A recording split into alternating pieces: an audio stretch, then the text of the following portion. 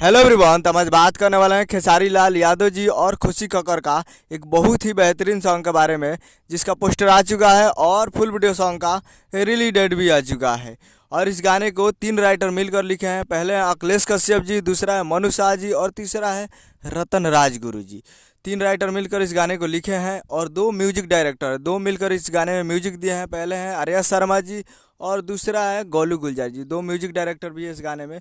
और इस गाने को गाए हैं खेसारी लाल यादव जी और खुशी कक्कर जी, जो कि आपको स्क्रीन के ऊपर दिखाई दे रहा है। जिस सॉन्ग का टाइटल रखा गया है सॉरी सॉरी सोना, जिसका टाइटल है सॉरी सॉरी सोना।